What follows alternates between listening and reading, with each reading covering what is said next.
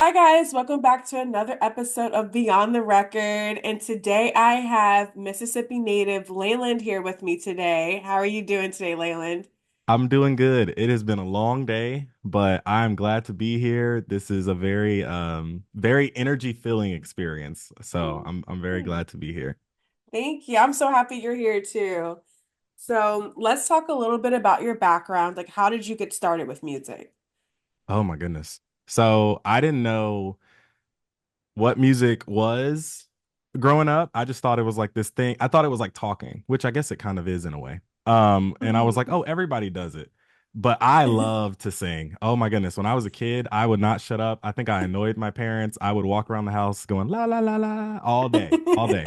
And I would sing all the time. And eventually I just started stumbling into these like musical experiences. Like in the Mhm. second grade, like I auditioned for something and then I heard her demonstrate it and I sang it the right way. And then I heard her demonstrate it again. And like these other kids sang it like slightly off. And in my brain, I'm going, did they mean to like, I was confused. I was like, and then one day it clicked. I was like, wait, I get it. I get it. I just really, really like music and I'm obsessed with like sounds and melodies and stuff. So I got into singing, I want to say around like actually devoted to it and understanding it as a craft. I started that around the fifth grade. I went through Okay. the choral program at my middle school and then my high school. And then during that time, I had also been in a few musicals at my middle school and high school. And then I went off to college for 4 years.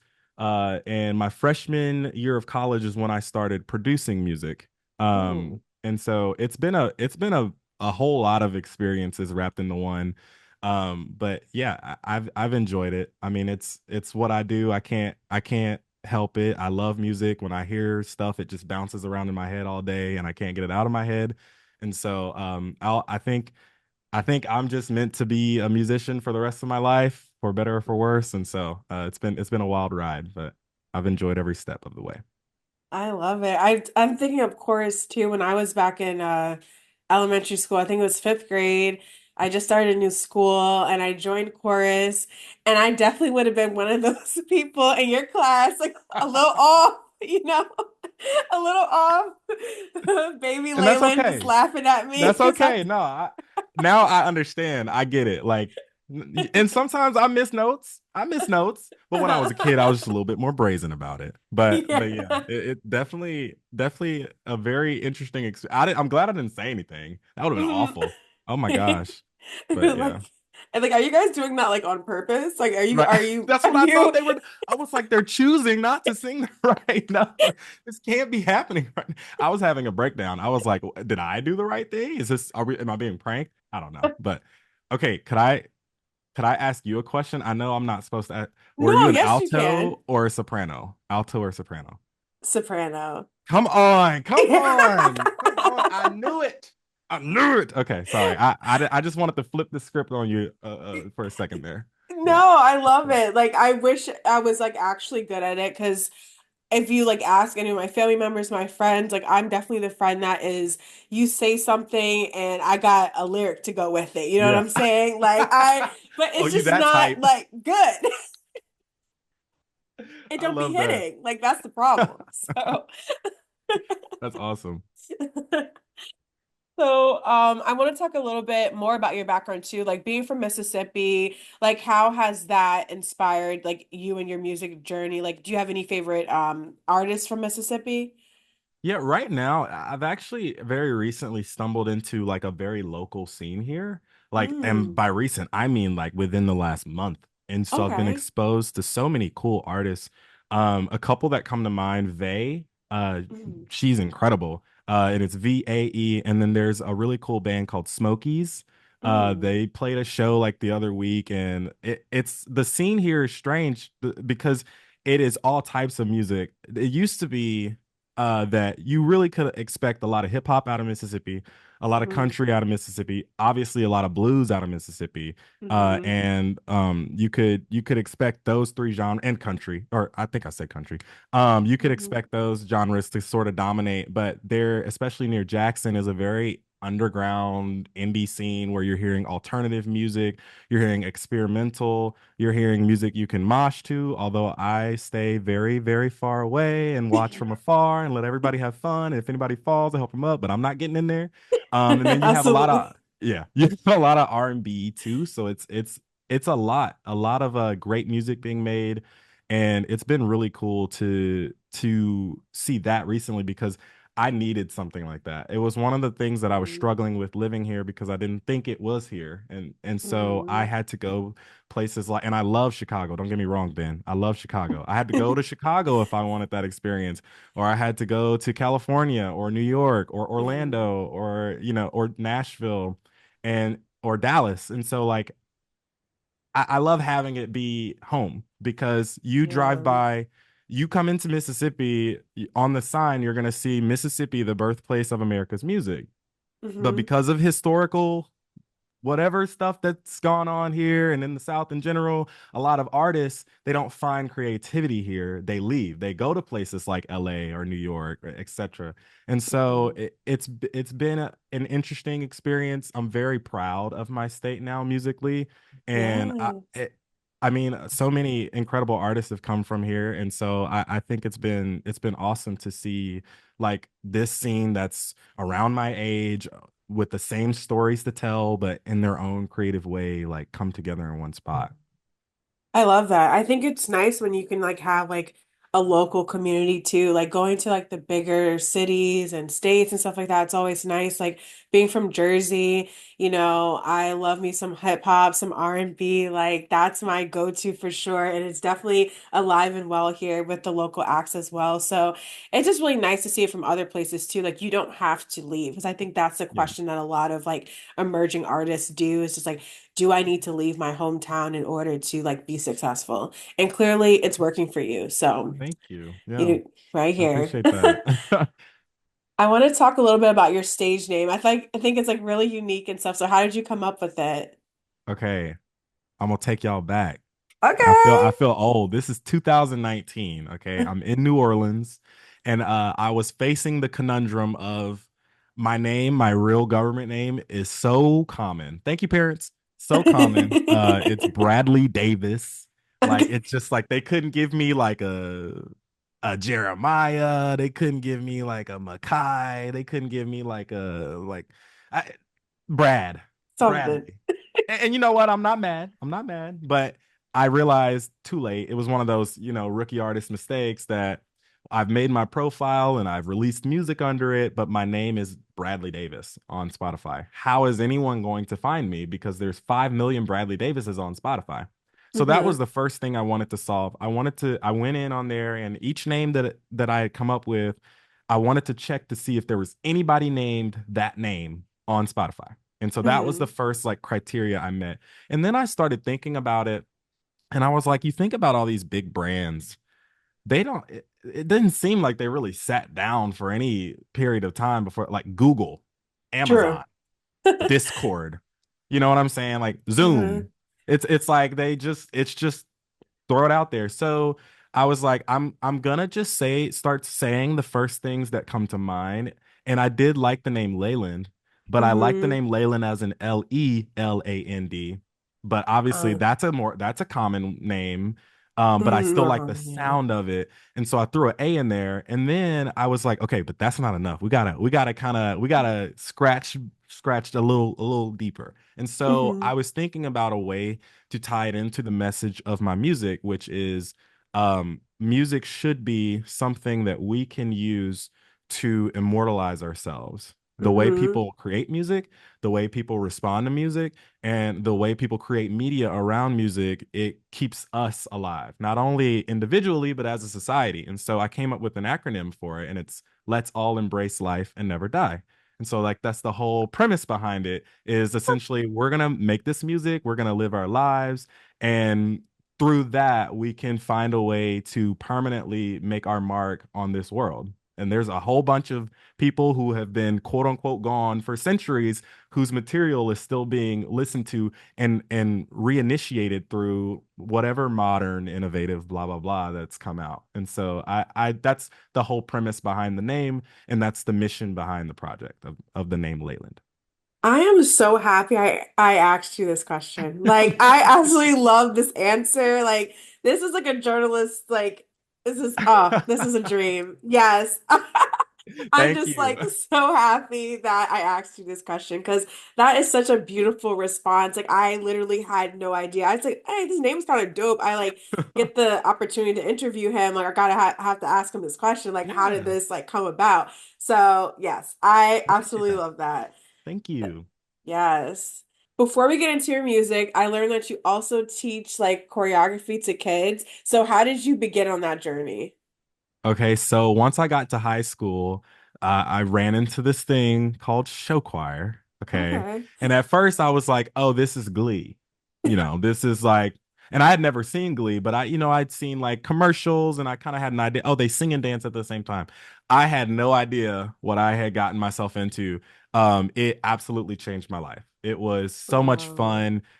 It felt like pitch perfect when you're walking around and all these other groups are walking around and like you're competing against them and you spend all these hours rehearsing with your friends and so like show choir was the first time that I really started to dance. Now I did have a little Michael Jackson phase when I was 9 or 10, but like show choir was like when I had never had any and still haven't ever had any formal dance training.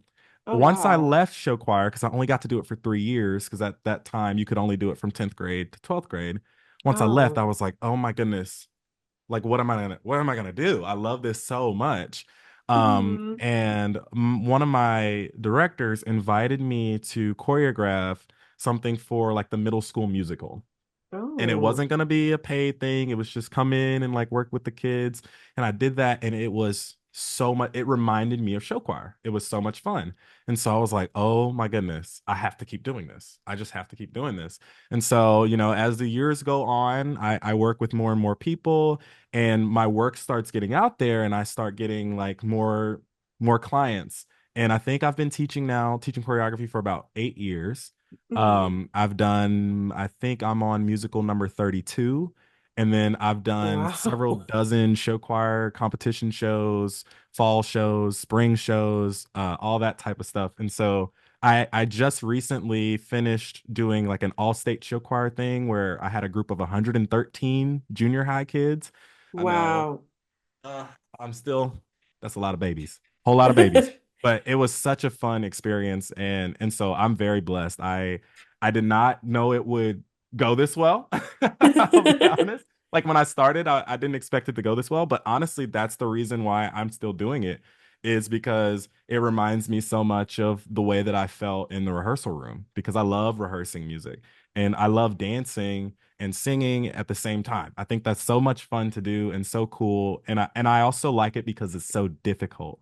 It's very difficult to get ensembles or groups together I and get them all to imagine. look the same and get it to look fun and for them to have fun and perform it at a high level. And so it's such a challenge, and it gets my brain going so well with all the creative ideas that we can try. And so that's how I got into choreography, and that's another thing that I think I have to keep doing. It just feeds me so much. So let's get into your new EP, Messmore, that just came out. So honestly, I was really obsessed with the four tracks that released was prior to this. So I just want to know what sparked the name of this project? Like how did you come up with that? So this is kind of I guess me tying up a story that I started with my album I released before this, Look at the Mhm. Mess We Made. There were so many of these songs that or ideas that were supposed to be incorporated in there that I feel like I didn't get a chance to fully flesh out. And Okay. so I sort of augmented all of them except for one. I augmented all of them and made them find their own creative pathway. And the only one that was not touched at all, it's one that I made, I think, 3 years ago when I had like kind of the album in mind, was Mess Hmm. for You. That's a very Okay. old song. I went in and did some re-recording and some enhancements and stuff, but like that one, that idea is really the idea that started the album, and it didn't even make it on the album. And so Oh, I wow. was like, this is still a side plot to what I'm trying to talk about, because the album kind of went in a different direction, and I still Mhm. need to tell this story. I feel like I still need to get this off my chest.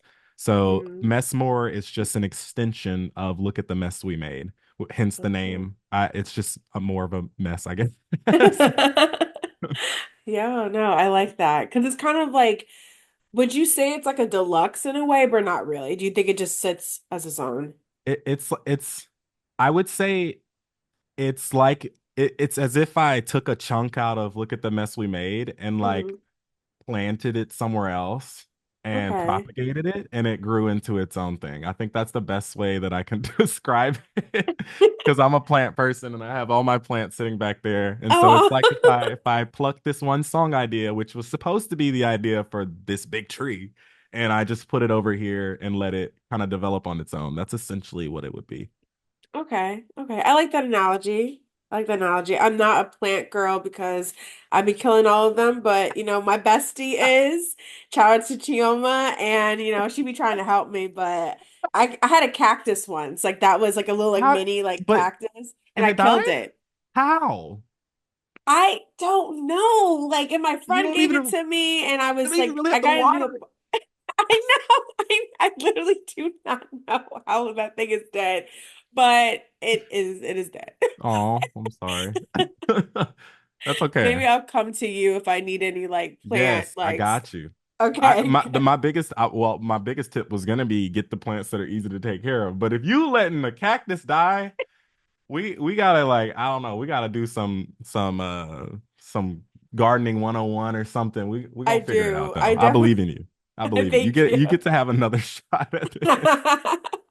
Thank you. No, I'm gonna try. I'm definitely gonna try. Okay. So as we go into the theme of your EP, which is like from my perspective, which is like a heartbreak, like was that from a personal experience or did you like take it from your friends? I know a lot of artists like do that as well.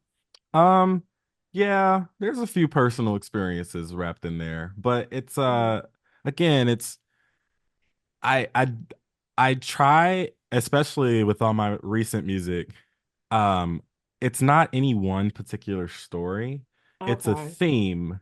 And sometimes it's not even my story. Sometimes it's a story that someone has talked to me about and I've been like, oh my goodness, can I write about this and be cringy for like 2 seconds?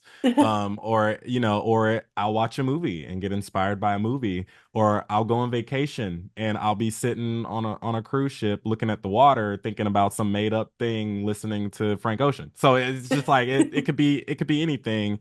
But it's guided by some personal experiences that I've had in the past.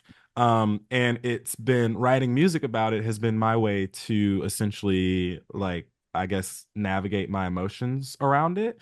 And I feel like what I found through making the type of music that I do, thankfully it helps other people too. Um, Yeah, definitely. I do.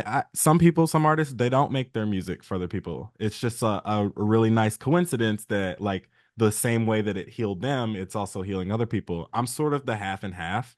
Like I Mm. absolutely do make music for myself, but ever since people started reaching out to me and telling me like, oh my gosh, like blah blah blah blah blah, what's going on? And I was sad, and then I listened to this. I'm like, I think everything's gonna be okay, and I start crying, and I'm like, oh my god, thank you for Oh, telling me, like oh stuff my like that. God. It's like it does inspire me to keep doing it because I really, contrary to popular belief, or I guess against the against my record of making sad song after sad song after sad song, I really don't like sad songs that much. It's just Really? a little bit easier to communicate. I feel like that's where the help is needed. Yeah. Because usually and especially throughout the pandemic, people were really listening to my music, and I'm like, okay, so let me help myself, and also let me help others. Mhm. And so it's a lot of personal stories in there, but at the same time, it's really just narratives that have been enacted by other people, and so there's stuff in there that other people are gonna find. They're gonna be like, "Man, he really made this song for me." Well, low key, yeah, low key, I did. And so that's really kind of the rationale behind it. No, yeah. I think that's like great too. And also being able to I think it's just a gift to be able to conceptualize your own feelings and your thoughts about something. Like it's not like easy. I know like a lot of artists like create like have journals and stuff like that, just to have like good communications with their friends, but able to conceptualize like someone else's work and then or story and then make it into music. I can only Mhm. imagine like that being very difficult to do. Sometimes even it's hard talking about your own feelings and Yeah. expressing them just through words. So like to do it through music and how you do it is just like it's a masterpiece. I absolutely, like I said, I absolutely love, love, love this project. Thank you. Thank you so much. You're welcome. What would you think was like the hardest song to record on this project? Ooh, that's a tough one. I want to say I want to say it was I have to think about this one. Take your time, take your time. So, cuz here's the thing. It's not difficult for me to make music. But as far as just like figuring out what I wanted out of the track, I think for My Heart Still Works, there's got to be 8 or 9 different versions of it because it Mm, was just so many different things.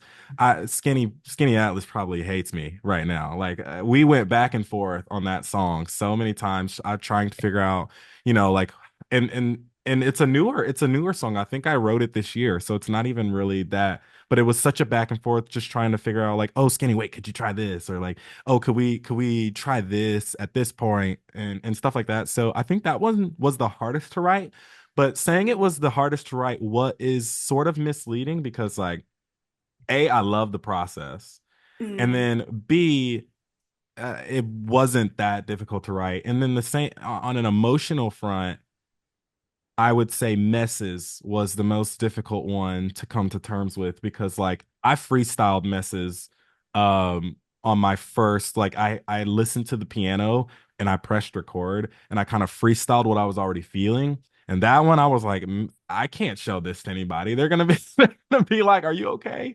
And so that one definitely was the most difficult one for me to decide to click send on, just because of how vulnerable it made me, I think. And it's really just me and a piano. And so it's a very personable song. It's a very like in your room song. It's super intimate in that regard. So I think that one on the emotional front and then on the actual work front, probably My Heart Still Works was took the longest to process. oh wow. Yeah, I was gonna say I think messing up was like definitely like one of my favorites on the project. I just yeah, I just absolutely love I just That love was love love R&B that right one. there. That's Yes. Uh, I wanted to talk about too, like the track listing. Like, how did you come up with the order? Like, are you one of those people that like to have kind of maybe kind of like a storytelling like through like the track listing, or like how do you prefer listeners to listen to this project? um I do tend to plan it out as if like somebody was going to listen all the way through. But the Hmm. very fascinating thing about this one this time around is I really could have put it in any order, I feel like. Usually I like to flow from one thing into the next, but logistically with it being an EP, all the interludes I would have normally put into it if it was an album aren't there. So there are some ideas that instead I baked into like the back half of a song or something just to still get sort of a transition going. But Hmm. you I think it could really be listened front to back to front. You could start from the middle, go to the bottom, start back at the top, go to the middle. Like there's a whole bunch of different ways that you can go about listening to it. With that being said, my favorite type of albums are albums that have samples in between and that flow right into the next. Control by SZA comes to mind. Yes. Venice by Anderson Paak and Malibu and Oxnard, like all of those. Those type of albums. Snow Allegra comes to mind. She has like some of her earlier work, like has some really cool stuff that she does with samples. So I love albums like that. And when I do full albums, I kind of like to jump into that area of mine too. But with this one, yeah, it's so compact that it's like you could listen through, you could put it on shuffle, and I think you'd get sort of the same experience from it. Hmm. Yeah, I'm gonna try that because I listened to it from like front to back because that's Hmm. usually just how I just normally just listen to like EPs and projects at least for the first time until like I Yeah, get like ones that I really love and add them to like their own designated like playlists and stuff like that. So yeah, no, I'm gonna try that. I'm gonna try that cool. with this album this time. I'm gonna do that. Awesome. Let me know what you think. Yeah, no, I definitely will. I definitely will. So let's talk about a little bit about the features and the producers that you worked with on this EP. So you have Pharaoh on Sinking In, and then Dementia on Messing Up, which I said was one of my favorites. And then you also have Skinny Atlas and Boy Nobody on Mess for You. So how did these collaborations come about? So I'll start with Skinny because I feel like he's the person I've made the most amount of music with. Mhm. Probably even more than Snow at this point. I love him to death. We FaceTimed earlier today. Oh, And we have been friends for 5 or 6 years now. We've been making music together for that same amount of time. And it we've had so many very interesting and deep conversations, like over 500, I'm sure, at this point where we wow. just, I mean, and Skinny, love you to death, buddy. Skinny know how to talk. Oh my gosh, he will talk. He will talk to you all day. If you've never met, he will talk to you like he's known you for 10 years. And so I had to have him in this project because I feel like if anybody knows about all those personal stories, he probably knows about them. And I Uh-huh. feel like he doesn't only understand me as a singer, he also understands my brain, like the way my mind works and why I make certain musical decisions and the best way to collaborate with those musical decisions. And Mhm. then it's also vice versa. He sometimes sends me some music and I'm like, "Oh my goodness, this is amazing." And I think I can figure out a way to make us both like kind of get to the finish line with the song.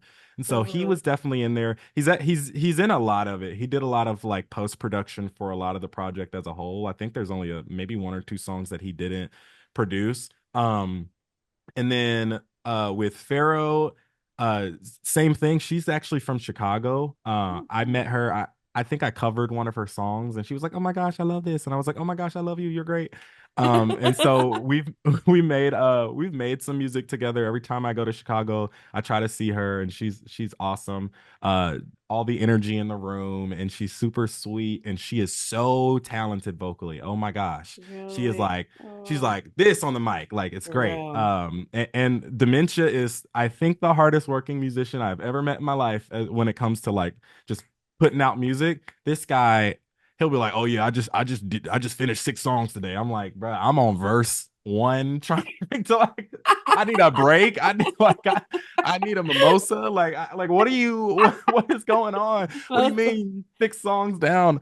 And so we've made a lot of music together as well. And honestly, he is the reason why I kind of started drifting into R&B. I always wanted to do R&B, but like my first R&B sounding tracks were features for his projects. I was just kind of doing the lo-fi thing and he was like, "Hey, brother, come try this." And I'm like, "Okay, I guess I'll do it, I guess. I mean, I've been singing R&B all my life. I might as well do a song in R&B." And so Yeah, I was like, "Bro, I'm doing R&B now. You gotta come to my project because I've come to like 3 or 4 of yours." So that's absolutely. been super cool. And fun fact, I don't even know if I'm supposed to technically say this, but Boy Nobody is actually me. And so all of my projects that I do post-production or pre-production on, I list that name under there. So that's a Oh, cool little nugget of information for the super fans out there. yeah, I've been I making love music. that. I've been producing so long that I was like, eventually I was like, wait, okay, I gotta put my name on some of this stuff. And so I've started doing that and it's its own thing. I've even made some instrumental tracks on that profile. And so I enjoy working with myself from time to time, but Boy Nobody, he can get a little annoying and that Laeland guy he can get a little annoying, but yeah, it's been fun having them all on the project. These are musicians and artists that I respect so much, not only with their musical talent, but also just the passion that they have. And they're some of the hardest working people I know. And I adore them as people. And so they're awesome. love that. Yeah. So like I know you've worked with like so many great people that I also need to like look up like their own discographies after this for sure. Oh The yeah. way like you talk so highly of them. So I definitely want to like look up into their own music. What are some more collaborators you would want to work with like in the future? Ooh. Oh my goodness. Okay, so there's a few. Okay. I'm gonna keep the list short though. I would definitely like to work with Mickey. Like I Ooh. don't know if you're familiar with him, but he like his guitar sound is so good, and just the way that he writes music is amazing. And Mhm. he did a lot of work with Dijon, and I love Dijon. I was like, oh my Mhm. God. And so I definitely want to work with him. I guess my like I don't think it would go how I would want it to go, but I would love to work with Frank. I would just love to work with Frank. I feel like if I worked with Frank, it would be like a strange experience. I feel like, but I would be fangirling the entire time. Another Yeah. weird, maybe wild card throw in there is like Paramore. I'm Paramore's biggest fan. If I could sing with Haley Williams, I oh my gosh, oh my god, I would die. And so Yes. those are just a few that I would love to work with, just for the sake of making art with them. Not even to make a song to be released, but just to have a jam session or to explore some creative ideas together. Oh no, that would be so cool. Like I can imagine like you, SZA, Paramore, like Oh, hop on Lana. I know that girl did not finish Lana yet. So, maybe you need to make some emails and take some like, calls come or on, we something. gotta. What's going on? Let's get it going. Yes. Oh my God. Yes, yes, yes. Yes, I would love that. So the song too, like messes, like I feel like when I first heard this song, I was like, you need to, I'm gonna ask you if you're gonna tour or not, but if you tour like soon or later or whatever, I gotta be there, first of all. But I need you to play this in an amphitheater or something. Like the harmonies, like on that track are insane. So, what was your thought process through the production for that one? Oh, well, that one honestly it was pretty simple. Like I was like, Oh. you know what? I'm just going I found this piano sample that I really liked and I was like, okay, I'm going to sing this. It's a ballad. It's just me, it's just the piano, it's just the stage, there's nobody else in here. And Yeah. I just started singing and I didn't have all the words yet, but sometimes a song just really writes itself. And I know a song is doing that to me when I start to like give myself chills or like because whatever the music is doing is connecting so well to what I'm trying to say that I'm like, "Oh my gosh, okay. All right. Let me put my seatbelt on like let's go for a ride." So that's kind of how the process was for that. And I re-recorded the vocals in Chicago the last time I went, and the studio owner happened to be, I don't know if he was right outside the door or if he was in the room, and I didn't see him. He wasn't there when I got there, but he heard the song and he sat me down and he talked to me for like 30 minutes. He's like, "Look, bro." He's got like this cigar. He's like, "Bro, that right there, like I love that other stuff you were doing, but bro, that right there, that's." And so like I knew the song was special and it sorry, he doesn't even sound like that. I don't know. Oh, and I but love it. I but love it. yeah, I feel like I'm there.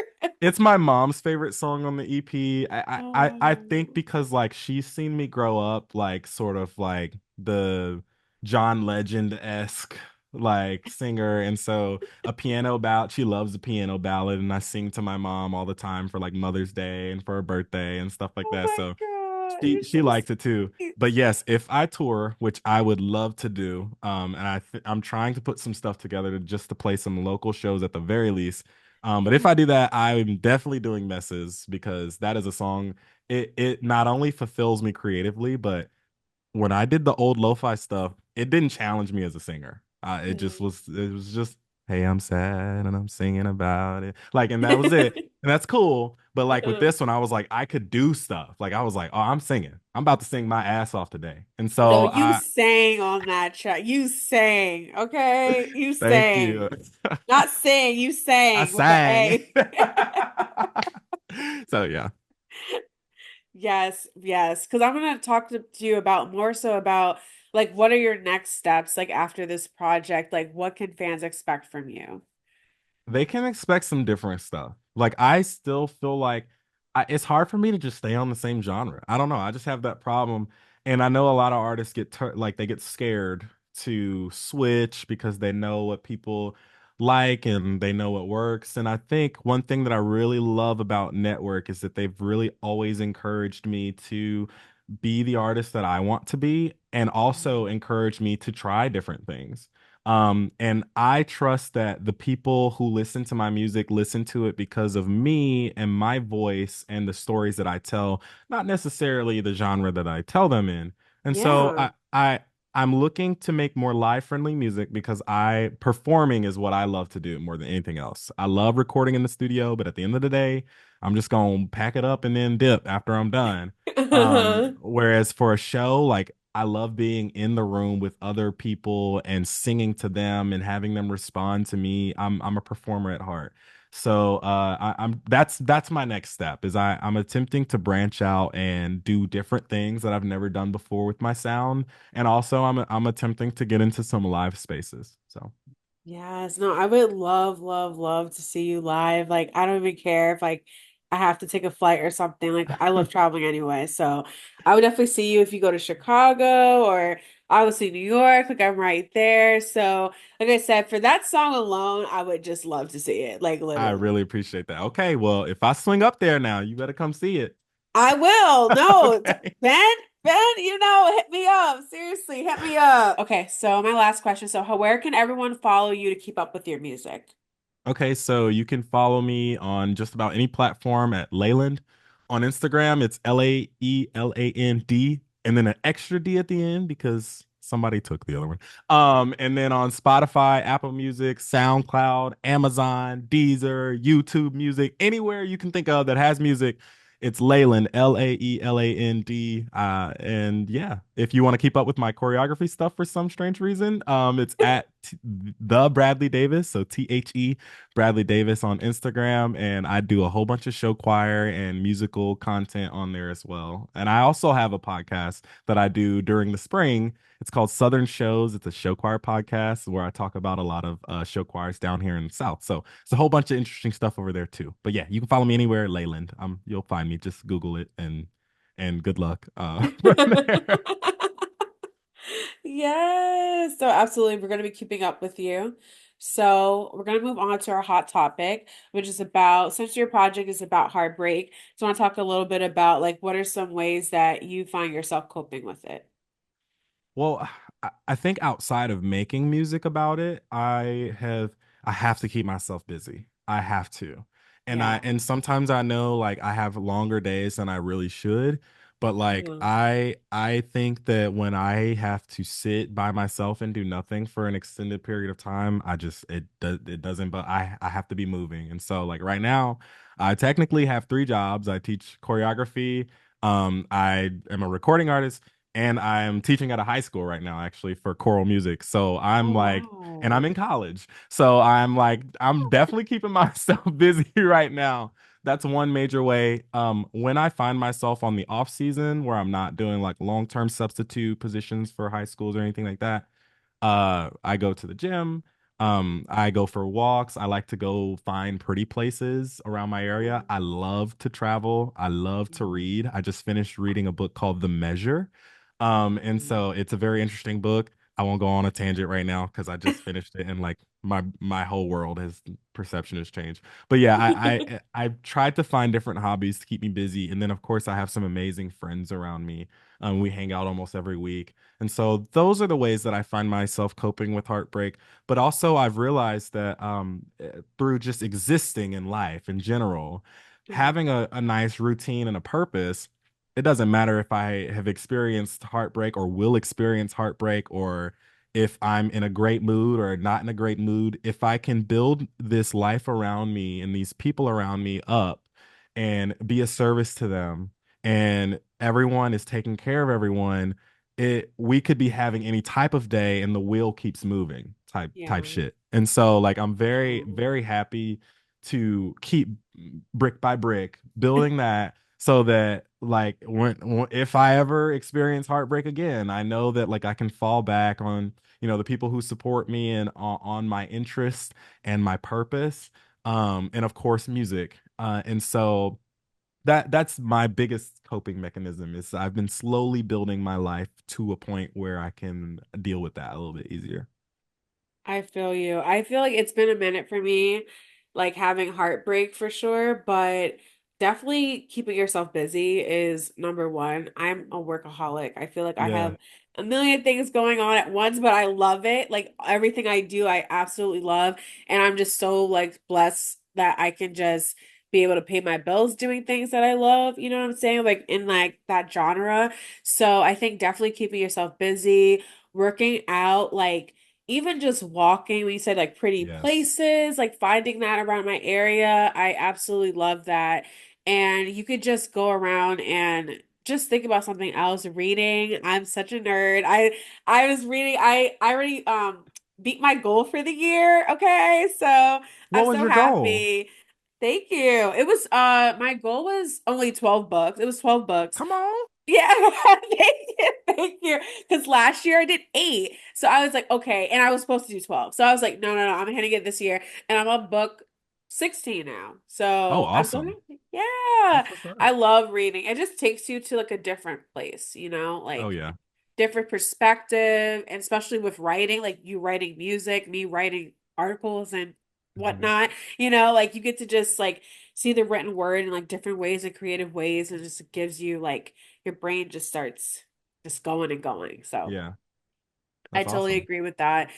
Keep yourself busy, guys, and listen to Yes. Layla's music because it'll help you too. Yes. It will help you through it. Like anytime somebody's like, "Oh, I listen to your music," I'm like, "Okay, so what happened? Let's talk about like, are you okay? It's gonna be fine. You're gonna be great. I promise. Everything's fine." Yes. So we're gonna get to our last segment, which is going to be we're gonna get to know Leyland a little bit more with some rapid fire questions. So my first one is, what's your zodiac sign? I'm a Libra. Ah! Yep. I'm an Aries. Come Okay. on, Aries. I love Aries. I'm Oh, we're sister signs. Aries, Leo. Those are my two. I'm like, okay, we're gonna be fine. We're gonna be okay. Yes, yo, I love Libras. Yes. Okay, I love that. When is the last thing, sorry, when is the last time you did something for the first time? Ooh. I think so. I was telling you earlier about how like I found just stumbled upon the scene. Well, Uh-huh. the dilemma was that I got into my career super early and stumbled into success in my career super early. So Uh-huh. like being signed and all of that stuff, I was paying bills in my teens. And so I in a way was so focused on my career because I was like, okay, wait, this is like what I've always dreamed of. I have to focus in on this. All my friends are going to college, different colleges, everybody's going away. After I finished at the University of Southern Mississippi, I came back to my hometown. None of my friends are back yet. And then it's also Madison is sort of expensive to live in. And I was just moving back to get back with my parents. Uh-huh. Um, so it was a long period of time there where I was like, I have a lot of online friends and I travel all the time, but I don't really have like IRL friends. And after a while, I'm like, okay, you 25, you get your shy ass out there and you start go to these shows, go out, go to the bar, go somewhere and talk to people. And Yeah. I the first time I did that was I want to say like a month and a half ago. I went out, I was a nervous wreck, until I got a couple green tea shots in me. And then Oh and my then God. and then I was conversational for the first time, and I'm like, okay, this is great. And I found some cool people, some amazing friends, and now I have a like a sort of like a friend group, and so Uh-huh. it's like that was a big milestone for me because I it wasn't killing me, like it wasn't like gonna be a make or break, but it was definitely like it's helped my mental health a lot to have people in person that I can talk to and confide in and For etc. sure. Yeah, it's definitely a struggle too, like doing that. I think just finding friends like in your adulthood, a lot of my friends like live, so I have some friends in Jersey, but a lot of my friends they live all over, like from college. I have friends in California, friends in Miami, a friend in Utah, like random places, Boston, so all different places. So I feel like but when you're in person and you're talking to these people, like it's just a different, just Yeah. soothes your insides a little bit better. I don't know how to Yeah. explain it, you know? Uh, so what is an album that you love to listen again for the first time? Ooh, gonna be a Paramore album. I'm telling you right now. So just picking one. Uh, I would love to listen to Paramore's All We Know Is Falling album again. It's like I think it was their first ever album. And it's incredible. I just love the music in it. I love every Paramore album, to be fair, but yeah, if I could listen to anything the first time again, it'd be that one. Or I'm gonna throw another one in there, or it would be the Plus album, the with the orange cover by Ed Sheeran. Like that Ooh. one with A Team and all that stuff. Oh my gosh. Like I remember hearing A Team I remember where I was when I heard that song for the first time. Cause like I think I was downstairs and I fell asleep on my parents' couch for some reason instead of my bedroom. And I woke up and MTV was on and I'm hearing this beautiful song and I was groggy and everything. And so like I just can go back to that moment so easily. Definitely that album too. If I could hear that for the first time, I would. Oh yeah, no, those are perfect picks, literally. So what city or country that you is where you would like to perform one day? Oh, that's a good question. I kind of want to perform like I want to perform somewhere in the Eastern Hemisphere. It really doesn't even matter where, anywhere. Because Ooh. I've never been to that part of the planet before. And Uh-huh. so I think that would be super interesting to also just, I would, to be more specific, I would even like to perform in a place where English is not the first language. Because a lot of countries, I'll take a look at my analytics and like a lot of countries that are some of my top countries are not native English speaking countries. Like Kazakhstan, for some reason one of my songs like went viral in Kazakhstan and I love everybody there. Thank you for listening. I would love to perform there, but I've just never I don't know how they found me. Like thank Right? you so much. And they're making content with my music over there. And I'm just like, Uh-huh. hi. Let me in. I And love so that. yeah, I think I'd perform over there. Any of the Spanish speaking countries, I think it would be super cool. Because I have been shown love by people all over the world. Like, and thank God for Google Translate, because I'm just like, what they saying about me? Like, and so I'm translating this stuff, and it's some of the nicest stuff I've ever They heard in my talking life. shit. Yeah, Like, and, you talking shit. Like, and then of course I love the language barrier because I'll see an occasional like Bob Marley or a Snoop Dogg in there, and I'm like, now wait a minute, now hold up. But yeah, no, it's awesome. You laughing at me.